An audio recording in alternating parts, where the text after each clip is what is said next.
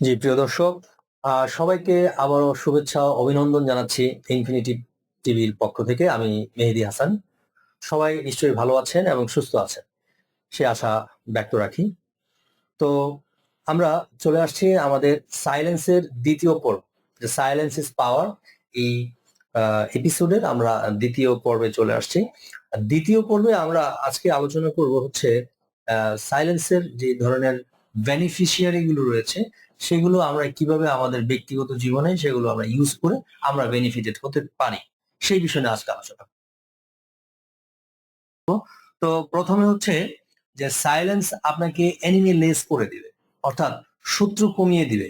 আপনি যত শত্রু, যার যত বেশি শত্রু, তার মূল কারণ হচ্ছে তার কথা তত বেশি। আপনি আপনার ব্যক্তিগত জীবন থেকে শুরু করে আপনি পারিবারিক, সামাজিক এবং বিভিন্ন পলিটিক্যাল ক্যারিয়ারকে যদি আপনি একটু অবজার্ভ করেন, তাহলে দেখতে পারবেন যে যারা বেশি কথা বলেছে তাদের এই শত্রুর সংখ্যা বেড়ে গেছে।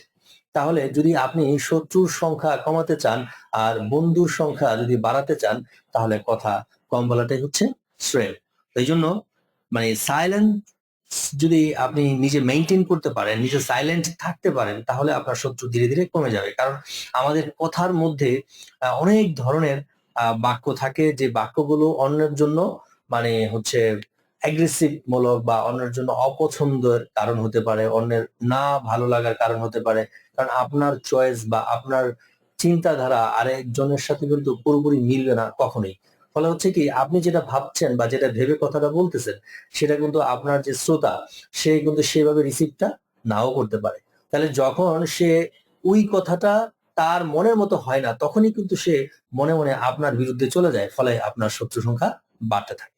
তাহলে আমরা কি দেখবো, যে কথা বলার সময় আমরা যত কথা কম বলবো, আমাদের শত্রুর সংখ্যা তত বেশি হবে। কিন্তু এর মানে এই না যে আমরা একেবারে কথা বলবো না। হ্যাঁ, আমরা কথা বলবো, যতটুকু প্রয়োজন তার চেয়ে 10% কম বলবো।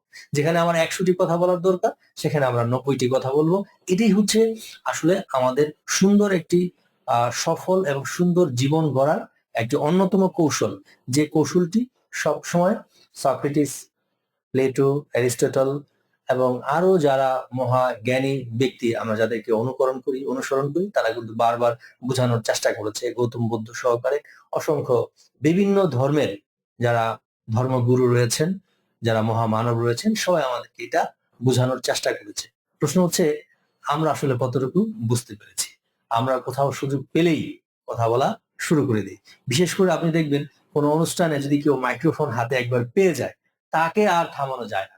বারবার কিন্তু যারা আয়োজক, তারা আহ দেয়, টোকেন দেয় যে স্যার, আপনার কথা বলার সময় কিন্তু শেষ।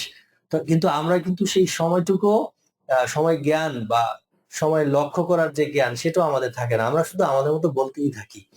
দর্শক আমাকে কতটুকু শুনতে চায়, সেটা কিন্তু আমরা খেয়াল করি না। তো এই জন্য আমরা সবাইকে বলবো যে আমরা সবাই সাইলেন্ট থাকার চেষ্টা করব, সাইলেন্সকে নিজের ভিতরে প্র্যাকটিসে নিয়ে আসবো, যাতে আমরা সব জায়গায় নীরবতা পালন করতে পারি এবং আমাদের এই নীরবতার মাধ্যমে আমরা শত্রু কমিয়ে নিয়ে আসতে পারবো। তারপরে আরেকটি বিষয় রয়েছে, সাইলেন্স হচ্ছে ওয়াইজ, অর্থাৎ নীরবতা আপনাকে জ্ঞানী করে তুলবে। কোথাও যদি একটি আলোচনা চলে, দেখবেন যে ওইখানে সবাই কথা বলতেছে, আপনি একটু সাইলেন্স থাকেন, সবাই ভাববে এই লোকটা অনেক জ্ঞানী, সবকিছু পর্যবেক্ষণ করছে। অ্যাকচুয়ালি আপনি সাইলেন্স রয়েছেন, আসলে পর্যবেক্ষণ করছেন না, আপনি নিজেকে কন্ট্রোল করেছেন যে আমি কথা কম বলবো। এই যে প্র্যাকটিসটা, ওইখানে আপনাকে জ্ঞানী করে তুলবে। এবং এখানে জ্ঞানী হওয়ার আবার একটা সুযোগ রয়েছে। যখন আপনি কথা কম বলবেন, তাহলে আপনার শোনার যে প্র্যাকটিস, এটা বেশি হয়ে যাবে। যখন মানুষ শুনতে পারে বেশি, বলতে পারে কম, তখন কিন্তু তার জ্ঞানের ভান্ডার বাড়তে থাকে। কারণ শোনাটা হচ্ছে এইরকম, যেমন একটি খালি কলসের মধ্যে আপনি পানি ভরতেছেন, আর বলাটা হচ্ছে এরকম, কলস থেকে পানি বেরিয়ে যাচ্ছে।